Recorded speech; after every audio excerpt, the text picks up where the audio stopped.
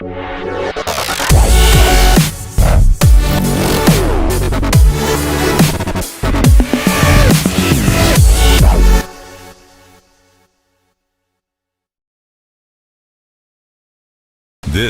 is the Walk-Thru, powered by Triple F Elite Sports Training. Train like a pro. Your all-access pass to the biggest games, hottest stories, and everything high school football in East Tennessee. From the Friday night lights to the chase for championships, we bring you the stars, the headlines, and every heart-pounding moment. So strap on that chin strap and get ready. Jesse, Paige, and the 5-star preps team are here with the most complete high school football coverage in the state. This is the Walk-Thru. Another Wednesday, that means it's another episode of the Walk-Thru. Thank you so much for joining us, Paige Dauer, alongside Jesse Smithey in the house of Triple F, which there's no better place to be on a Wednesday than here at Triple F. I know, it's active, there's things going on in seemingly every room. I love it. It just kind of gives us an extra energy for us when we come out here on set. It's not quiet in here, it's not like a library, and we feed off that energy here at Triple F. And they're, I think, in their 3rd year now and keeps getting better each and every year. And I was talking with Lee Smith earlier just about new things that they have. We're going to talk about that a little bit later in the show. Yeah, and I know they're so accommodating too, because when we came in here, the lights were off, the vibes were good, the music was high, and we're like, hey guys, do you mind? And they didn't at all. So it really is so good to be here. And they vacuumed the turf for us again. Yes, I mean, I did notice that. They want it looking good always, so I can appreciate that. Yes. When we take a quick look back to last week, there was some major storylines that was happening. You could really specifically start with Powell and Farragut. Of course, Powell's quarterback, Deuce Rogers, sidelined with an injury. So who comes in as the backup quarterback getting his first start at the QB position? Yeah. Brody Howell. Yeah, we didn't know how that was going to go because Deuce Rogers, 6'3", 240-pound, dual threat quarterback, a 3-year starter, can run for over 1,000, can throw for over 1,000. He got hurt in that game against Anderson County in week 1, even though that game was never completed. Right. We didn't know if he was going to get to go against Farragut. As I've told you before, Powell coach Matt Lowe does not talk about injury, so it's just a guessing game. Yeah. And so immediately we start following that game. We have a reporter at that game, and Brody Hollowell is the quarterback. And Brody is a kid that we're familiar with as a defensive back. Yes. He was on the all 5-star preps underclassmen team in 2024 as a defensive back. He had started every game of his high school career through 2 years on defense, but sometimes that gives you a unique vantage point on how to play the quarterback position. When you can see the field from 2 different sides, especially as kind of one of those ball hawking defensive backs back there, you kind of know what they're thinking and what they're looking for. And I think he put that know-how and that knowledge to use. 241 yards passing, 3 passing touchdowns. Oh, and he led the game-winning touchdown drive there on the road at Farragut. So 26-21 final, yeah. Now the question is, does Deuce Rogers come back for this game against Halls? We don't know. Matt Lowe did tell us, though, in our story after the game that they expect him back, soon. Right, what so is soon? It's always going to be kind of smoke screeny out there. But you're talking about the rivalry game for Powell. Battle for Emory Road, Halls versus Powell this Thursday night. I mean, I'd be shocked if Deuce Rogers is in street clothes. You would be shocked. Shocked. Interesting. We will see how that goes then. Maybe that when we get to our picks later, we'll talk a little bit about that. Sure. Yeah, smokescreen. The next thing I want to turn our attention to is Maryville at West, which maybe in past years it was a little bit more competitive. I mean, this game with Will Jones quarterbacking for the Maryville Rebels was really over by halftime. Yeah, you're talking about Will Jones, who we had out on set not too long ago for week 1. He went 12 of 12 passing, 366 yards, 5 touchdowns, also ran for a touchdown. I mean, it was a clinic for Will Jones. And I think that came from, number 1, losing that game to Alcoa, and number 2, wanting to win in the worst way to kind of get their season going. We're into week 2. They were into week 2. They don't want to start off 0-2. They hadn't done that since the year 2000. So there was a sense of urgency for Maryville. And then on the flip side, you had West, who was making its first start of the year, had some early season rust to knock off. And so it was just, you had one team up here and one team kind of getting their season off the mat, so to speak. So Maryville just had a huge advantage that game. Yeah, and coming up later, too, we have tons of interviews, so certainly make sure you stay tuned for that. But a couple other games I want to look at. Sure. We could go to Oak Ridge, for instance, at Clinton last week. Yeah, it ended up being a blowout. Yeah. Demillion Porter, running back, ran for over 200 yards, 3 touchdowns. Will Presley had 2 catches for 100 some odd yards and 2 touchdowns. And Malik Howard got involved. Blaine Stansberry had a huge day. It was all Oak Ridge in that game. Committee, yeah. They dominate that series all the way back to the 1940s, and it showed. Yeah. The other game that we have of note is Gibbs at Halls. Of course, Halls and Powell coming up next, too. So kind of a good matchup to keep your eyes on. I did not have Hall starting off the year 0-2. I did not have Gibbs winning that football game last week. If you look at what happened in the first half, Gibbs really laid claim to that win in the first half. They blocked a punt. They punched it in for a score. They took advantage of Hall's mistakes. Hall's got in or near the red zone a few times in the first half, could not score. Seeing their offense struggle to score points this year has been kind of the shock so far. Yeah. So they need to kind of shore things up front, get a little bit of run game to kind of keep defenses honest, and I think it'll open up for them. The last game I kind of want us to turn our attention to is Catholic and Anderson County. Some major storylines, especially with AC. Right. In the midway through the third quarter, J.D. Gillum, freshman quarterback of Anderson County, was sacked hard and did not return to the game. We're not expecting him to be back for a while for Anderson County. They put in Damian Lavelle. People know him as Booby. Yes. And he played quarterback the rest of the game, and it didn't go well, didn't flow well. Here's what I think might happen. 2 years ago, Jason Thompson, the running back, when he played at Bearden, carried the ball 20 to 25 times a game as a sophomore and really led that team deep into the playoffs. I could see Anderson County going that route. They have a number of good running backs that they can hand the ball to. They're physical up front. And then when situations allow and the quarterback feels comfortable, maybe hit that passing play that the backup quarterback is used to or comfortable with. So it's going to be interesting to see how Anderson County does offense. What also will be interesting is what Jacob Crow from Alcoa tells you coming up next. Stay with us.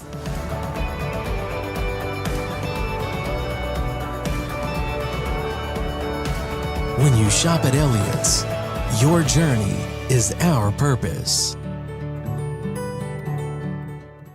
North Knox Siding and Windows is a complete exterior home improvement company that can help you with all your exterior needs. Visit us today at 5618 North Broadway.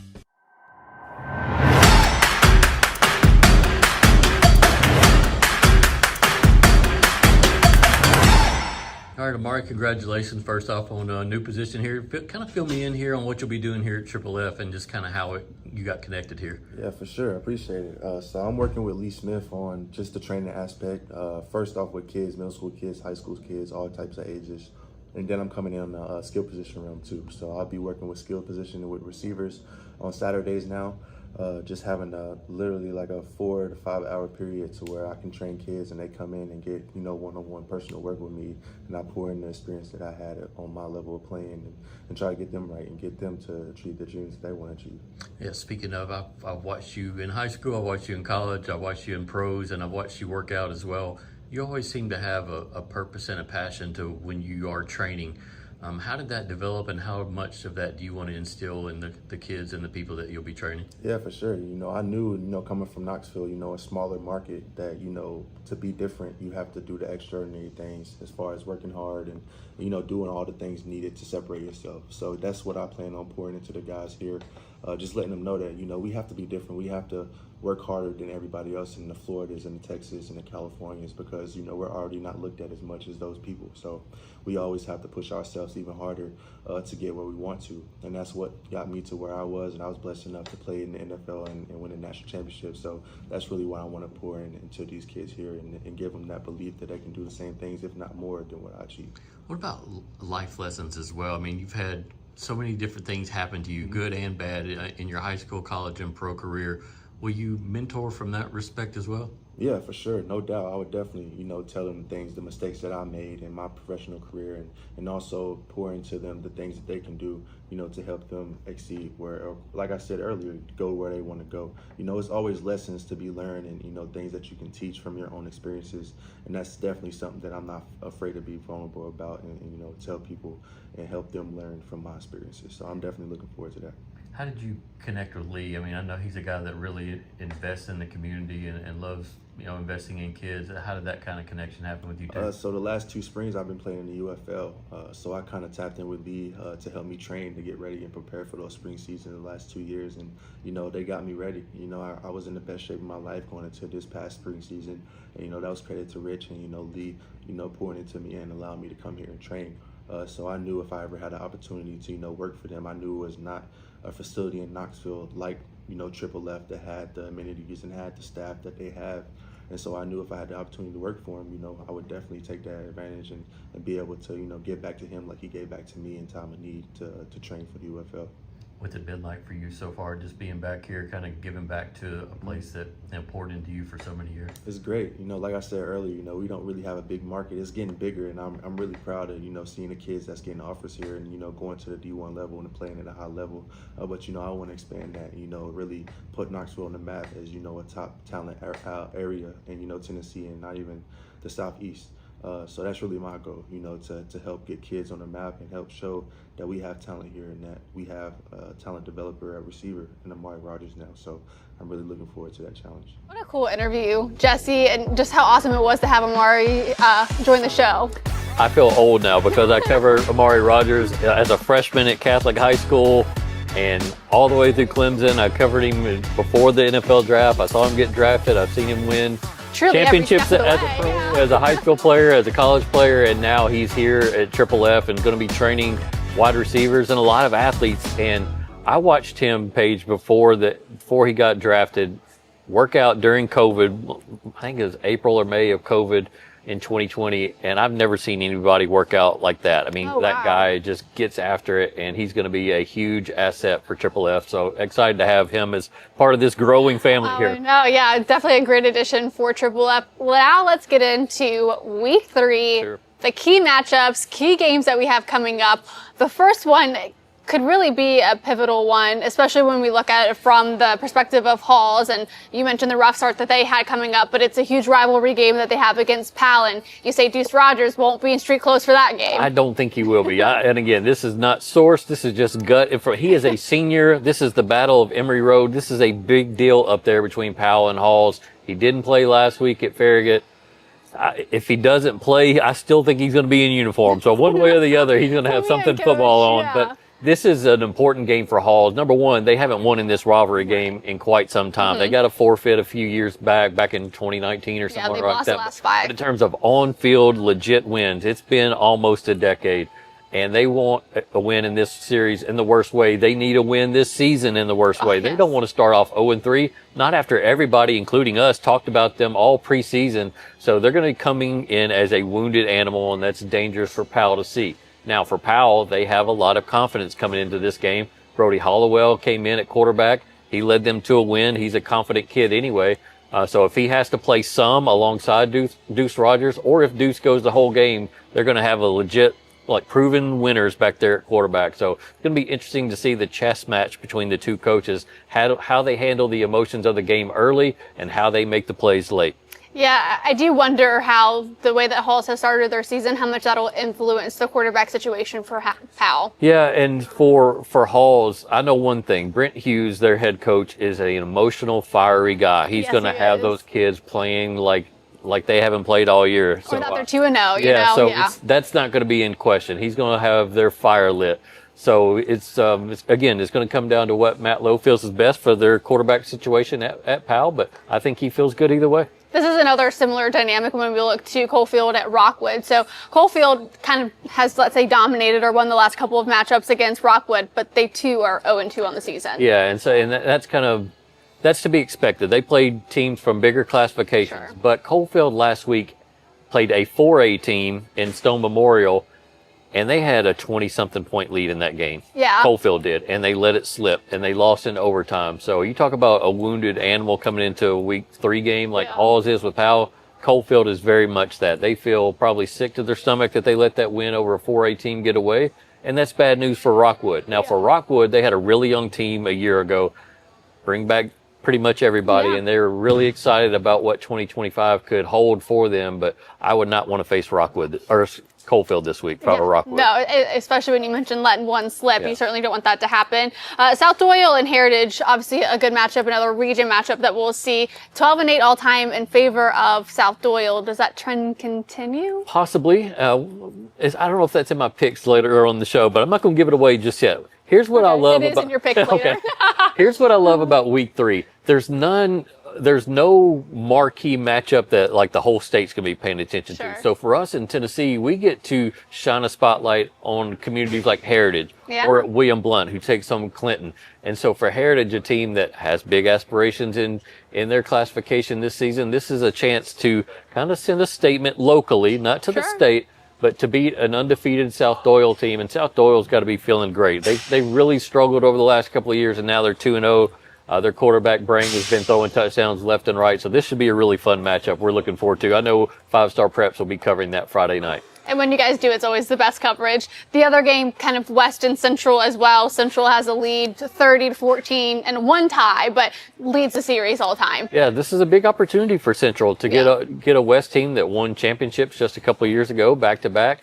They're Deep coming. playoff run last year. Got pummeled by Maryville last week. Yeah. And so they're maybe West limps into this game, don't have a lot of confidence because they're still figuring out. Remember, last week was West's first game of the season. Yeah. Central's already played a couple of teams and played some 6A opponents. So they have some things worked out and know what works and what doesn't work, and they want to knock off one of the bigger teams in the state. This will be a sneaky good game on Friday. Yeah, I think it will be. When we go to our last kind of matchup to look at before we stay tuned for the Alcoa interview with Jacob Crow, let's look at Clinton at William Blount. So it's 6-1 all time. Clinton's won the last 4 matchups, and their last meeting, though, was in 2022. William Blount still surprising people this year. They're undefeated. Jackson Dabrowski at quarterback. He's putting up big numbers like we expected him to.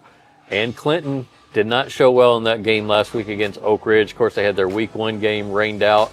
They're looking to get off the schneid. And again, we talk about all the number of athletes that Clinton has. Well, at some point, it all has to gel, right? Yeah. It all has to come together, and you have to put a win on the scoreboard. That's a big opportunity for them to go in and face a William Blount team that got just a ton of confidence. So sure. again, another sneaky good game. I'm excited about week 3 just because we get to showcase these. Yeah.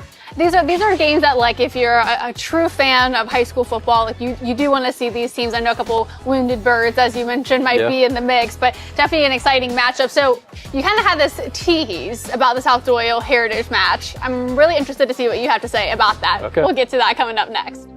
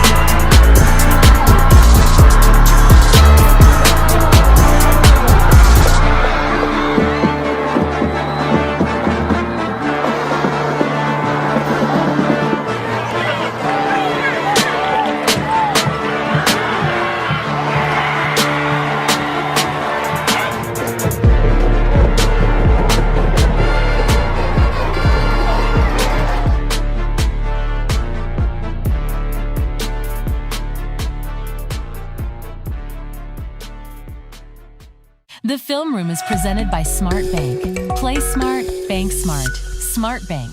For more information, visit smartbank.com.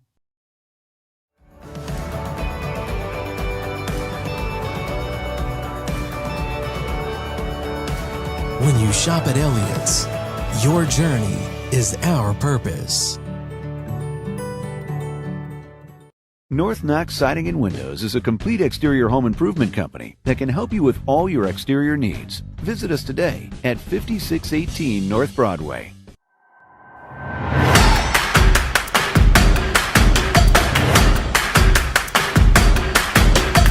Back to the Walk-Thru presented by Triple F. Jesse Smithey, joined by Jacob Crow, big offensive tackle from Alcoa High School. And Jacob, appreciate you joining us on the show today. Yes, sir, of course.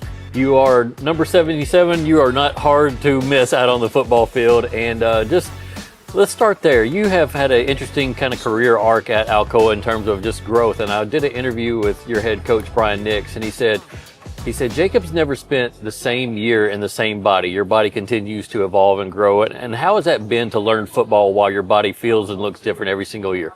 It's different. I've had to adapt to it. Gaining a lot of weight, almost 200 pounds in 3 years, it's kind of hard to adjust to that.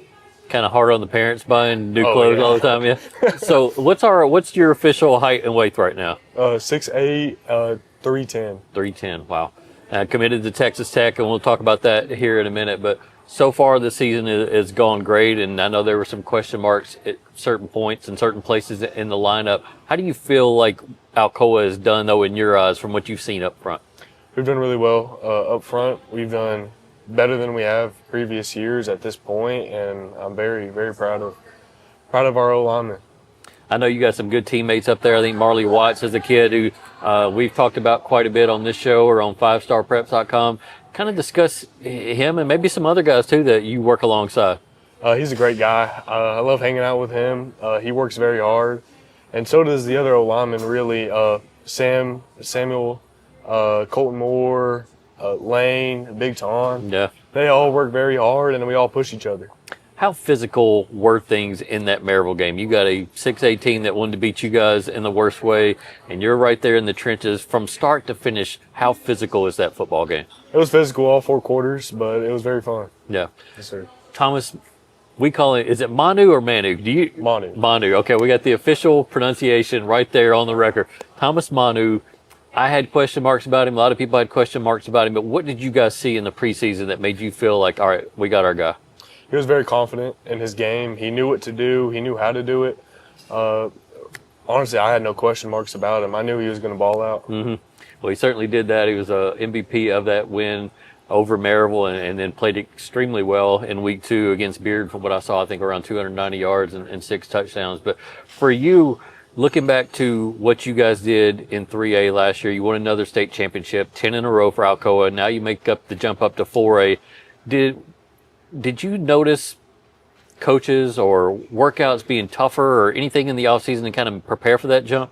Yes, sir. We have a tougher schedule, so it has to be tougher, the practices, and definitely the work has gone harder. Yeah, it's definitely paid off so far. But from you individually, I'm sure you kind of look back on your 2024 season and said, hey, there's some things I did well, it's not so well. What were things that you wanted to improve on going into your senior year?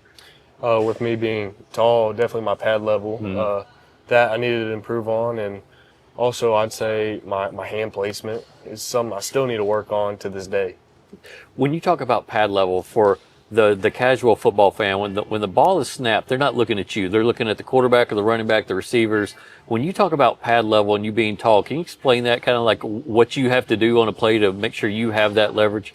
Leverage, really just get under their helmet, get your helmet under theirs. Be lower than them so you have the most power. When you're up high, they could get under you and out-leverage you. But in high school, sometimes you're going against defensive linemen who might be 5'8", 5'10". I mean, that's a challenge for you. Yes, sir. Yeah, so definitely keep an eye on that next time you're watching an Alcoa football game. All right, let's talk college football. Texas Tech is kind of making some noise in the recruiting world. You went out there, you took a visit, and you committed shortly after. What did you like about Texas Tech campus and the football program? I love their campus. Firstly, their facilities are amazing, and I love their coaches there. Both Coach McGuire's are awesome. Coach Kimball, they're all amazing people. I love spending time with them. It's not just Patrick Mahomes stuff everywhere. I mean, is there? bit. Yeah, so there's probably got some Patrick propaganda out there. But how long did you get to go out there and check it out, and how long have they been recruiting? The official visit was about 2.5 days. They recruited me early April, then got out there in June. Yeah. It had to feel like a weight was off your shoulders to go ahead and commit and get that done with, right? Yes, sir. Yeah, for sure. Yes, sir, it was. Let's look at Alcoa football going forward. And again, off to an unbelievable start and wins over 2 6A programs. But in practice, what do you hear the coaches preaching? What are they stressing to you all right now in terms of improvement? Don't take a play off. Every play, you either get worse or you get better. Make sure you're getting better. Always just keep getting 1% better every time. Doesn't matter who we're going against, just keep going. I know your offensive line coach, Goose, out there at Alcoa. He's raised and molded a lot of offensive linemen through the years at Alcoa. What have you learned from him that you think you'll take with you into the college ranks? I've learned everything about being an old lineman from him. He's taught me all the technique I know today is because of Coach Gossett. What's one thing you're looking forward to most about college football? Is it getting on like video games or what? Honestly, it's going to be playing in that big atmosphere. That's going to be really fun. All right. Well, Jacob, man, thanks so much for coming down to the sir. show. Definitely the largest human we've had in that chair on the set in quite some time. And so make sure you check out Jacob Crow next time you watch an Alcoa game, number 77. Stay with us. We got much more to come. Pick segment coming right up.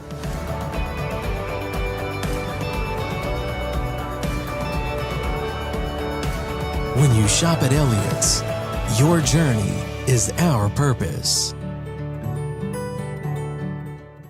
North Knox Siding and Windows is a complete exterior home improvement company that can help you with all your exterior needs. Visit us today at 5618 North Broadway.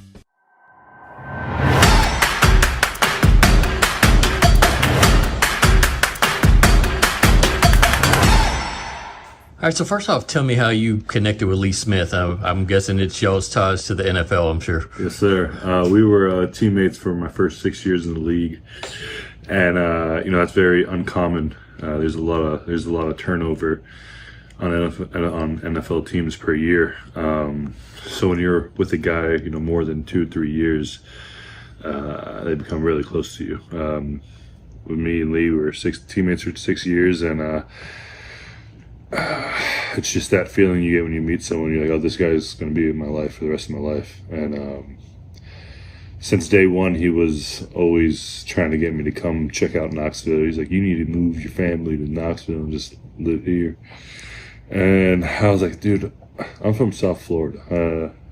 I'm not moving to Knoxville. And then literally we came one time, me and my wife came out here to see the family, Lee's family. And we were like, dang, we fell in love with it. And been here ever since. You played so many years in the league. At what point did you feel like giving back and pouring into training and the youth would be a part of like the next stage of your career? Yeah, so when I got to Buffalo my 5th year in the league, your first few years you're on a rookie contract, and if you're not drafted high, you're really, still trying to make a way. When I got to Buffalo, I started doing things like, my backpack giveaway, giving away Thanksgiving dinners on Thanksgiving.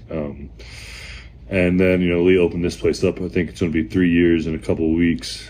And, I have 3 kids, and 8, 5, and 3, 8, 5, and 1.5. And they're going to grow up here. And is, one of the reasons why I moved here. What will be your role here and kind of how have you gone about that so far? Yeah, so I'll be working with the O-line guys mostly, just training them up and trying to get them ready for high school and further beyond that. And honestly, just hanging around. I'll be here. I come here all the time, just hanging around, and love being around the kids. And eventually my kids will be coming here when they're older, and I'm sure I'll be here even more. There have been a number of great offensive linemen that have come out of East Tennessee, actually, and how excited are you to kind of work with this kind of next wave of talent that comes through high school and possibly college and beyond? Yeah, Brody is definitely going to be one of those next guys that are going to be really good. And then, I'm working with a few guys that are like, we have a couple 8th graders, and I'm like, dude, how are you in 8th grade right now? And then, Gabriel, I think he's going to be a really good player as well. I think he's in 9th grade right now. We have a lot of big guy talent, and I didn't know that about Knoxville. I'm a Florida guy. I always was like, South Florida has the best athletes, and I still think that's true. But Knoxville, we got some good linemen out here, and it's exciting for me because I love coaching up guys that are learning, but then there's that extra notch where you're like, oh, this guy's he can be really good. Mm-hmm. Last thing, one of the things that I've liked about working alongside Lee is their sponsor of ours, is every time I come out here, I feel like they're doing something to invest, whether it's in the facility or whether it's in the kids' Bible studies. How impressed are you by what you've seen so far, or what Lee has done with this place? Oh, it's outrageous. It's in typical Lee fashion. He is just not. He doesn't settle for anything. The way his brain works, he's always thinking about how to improve and we got the volleyball stuff going on. They're starting the volleyball stuff here, and my daughter's 8 and she loves volleyball, and like she's so excited to get to the age where she can do that here. And it's just as a parent, right now my kids just love coming here just to hang out, be in the facilities, and it's just there's so much to look forward to. So a little bit of a size difference between myself and Jacob Crow. It was interesting. I sideline report for Alcoa on Fridays, and as they're coming out for the first game against Maryville, I see this guy head and shoulders taller than everybody else, and I'm like, let me find the roster. Like, how tall is this guy? 6'8", and it might be 6'9". The guy is huge, but such a good person too. Right, a great interview with Jacob, and appreciate him coming out. And he was the first person that's ever made me fear for the sake of this chair. I know you look like a regular person next to him. When he sat it, and I heard it kind of give a little bit, I was like, oh, please don't break during this show. But it was good, and hopefully it withstands. It still feels sturdy. Yeah. Okay, good. I won't have to go buy another one. Normal weight limit. But he's one of the biggest offensive linemen I think this area has ever produced. Yeah. Sometimes you see the roster and at 6'8", and you're like, he's probably 6'6". That's not why, yeah. He's a legit 6'8". He is a large human. Yeah, and that's what I'm saying. Maybe he might be 6'9", but yeah, so it'll be exciting to see how he continues to grow this season, getting ready for Texas Tech. Yeah, before we get into picks, I wanted to shout out a few things here on the last segment of the show. There were 3 teams that really caught my attention in week 2. Number 1, Sunbright. Sunbright, if you put me in my car and told me to drive to Sunbright, I would not get there. I don't know how to get to Sunbright. I know it's up there north, but I would not be able to find my way. They'll drop you a pen. But they are finally on the map, so to speak. Okay. They have ended a 26-game losing streak. Nice. Got their first win last week. First win since 2022. So shout out to the Sunbright Tigers. Concord Christian, Steve Matthews, head football coach out there. They got a big win last week. This is their first full season as a TSSAA member. They played 4 or 5 games last year and won a couple, but as a full-fledged member, full schedule, they got their first win. So shout out to the Lions. Yeah, that's awesome. And then Greenville won a big boy football game. Against Upperman last week. Upperman is a team that made it to the state championship game a couple years, knocked off Greenville to get there. And I'm sure Greenville won a little bit of payback. So 41-33, Greenville Green Devils won that football game. And this is not the last we're going to hear of Upperman or Greenville in 4A this year. Yeah, I don't doubt. But yeah, those are some really good shout outs. So kudos to those 3 teams that you just mentioned. And hopefully we'll have a couple more shout outs coming up next week. And maybe it'll be from one of the picks this week. Hey, I did great in my picks last week. Overall, you pat yourself on the shoulder. You're also very real when it's not a great week. I have to build myself back up, especially after a horrible week 1. Brand. Week 1 was horrendous. Last week, I think we went 30-4 on our website in terms of picking. Okay. So we're back up to par. We're over 80% for the season. So that's where I like to be. 80 to 82% when I'm picking all those games. 35 to. Yeah, so somewhere in there. That's not my average. That's not my parameters. So we're in there now, and we're comfortable, and now we're going forward. Okay, I love that. Now let's see if we can get past 82% starting this week. So we're going to look at our first game, Loudon and Kingston. This is a really long rivalry. Several matches, 44-35, 3 all time. The last meeting, or Loudon has won 3 of the last 4 4 meetings. Yes, these are two communities that kind of mirror each other in my eyes. They have a lot of pride, a lot of tradition. They play hard-nosed football. They care about their football programs immensely, and they both value the run game. And I think we're going to get some old school football in this matchup. I doubted Loudon last week. They burned me. They absolutely smoked Lenore City.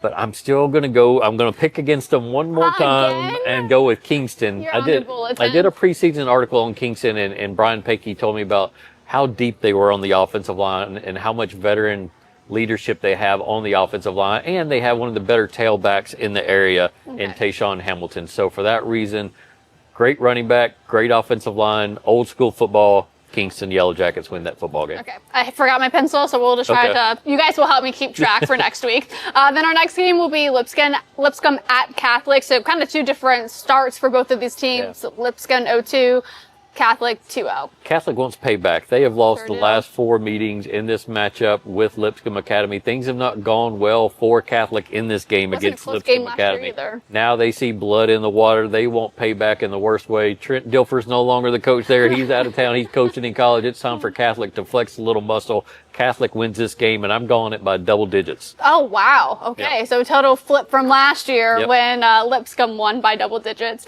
Our next one is Clinton at William Blunt, who it seems like you're kind of rising stock in William Blunt right now. Absolutely. I am a believer in William Blunt, and I still think Clinton can do some big things this year. But again, they're still kind of ironing a few things out, whereas William Blunt has that senior leadership in all the right places and a lot of belief and energy. They're going to have the home crowd in their corner. This is going to be one of the best football games of the night on Friday. But give me William Blunt in a super, super close one. Okay, I like that. And then we have Weston Central. I think for West, this has to be like a must-win kind of scenario. I think Central gets out in front in this game. Caden Long at quarterback has been really good so far. In the first week, he ran for over 200 yards, and then last week he showed off his passing attack. He has good components around them. I think West, though, rallies late to win this football game. I think there's too much pride and belief in that locker room of what they've done over the last decade to just let it slide. So I think they're going to get after it defensively. I think they're going to run the football a lot in this game and kind of grind out an ugly win. Maybe they're in the second half. So just give me West, but it would not surprise me to see Central win it. Yeah, ugly or not, a win is a win, as they say. And West desperately needs it. South Doyle and Heritage, you teased it earlier. I got to know, what were you saving for this matchup? I'm going with Heritage to win this football game. Oh, Coach okay. O out there, man, he told me again in the preseason, this is the year. This is the year. And I'm going to believe him. They got a nice win in week 2 over a good CAK team. So give me the Mountaineers. They got things settled at quarterback now. They know who their guy is. They got a good run game. And he talked about the run-stop defense. So I'm going to put it into play. I'm going to go with Heritage. I'm liking your picks more this week so far. Like the bold ones, I like the bold takes. Sometimes the bold takes maybe sometimes miss, but I think this week it won't. I loved all my picks in week 1, and then I absolutely went into a dumpster fire. Yeah, you're just like, can you please listen to me? Yeah. The last one, a game that we've mentioned a couple of times on the show already, it's Halls at Powell. I just think maybe the way things are going, you don't think Deuce Rogers is going to be in street clothes. I think maybe he might be. We can be contradicting in that. Okay, well, that'll be our own wager. But when we forget about that wager, where are you putting your money? I think the Powell defense is going to come to play in this game. I think just from what they've seen from Halls on tape over 2 weeks, they know they're going to be able to stop the run, and I think they're going to try to pressure the quarterback just relentlessly, and that's kind of been what's gone wrong for Halls. They just hadn't had the time for some of these pass plays to pan out because Amari Lefko's had to scramble and run for his life and get rid of the football. So that's going to be Powell's kind of calling card is their defense.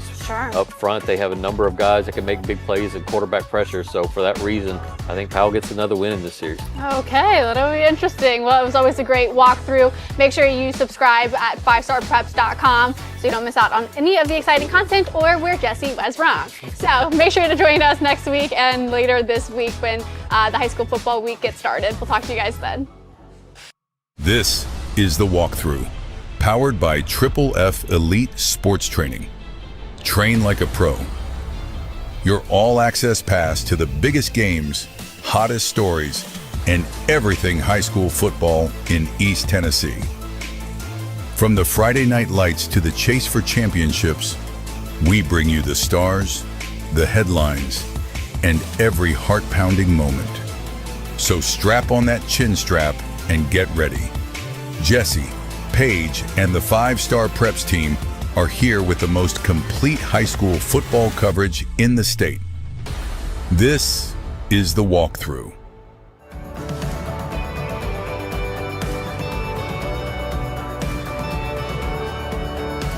When you shop at Elliott's, your journey is our purpose.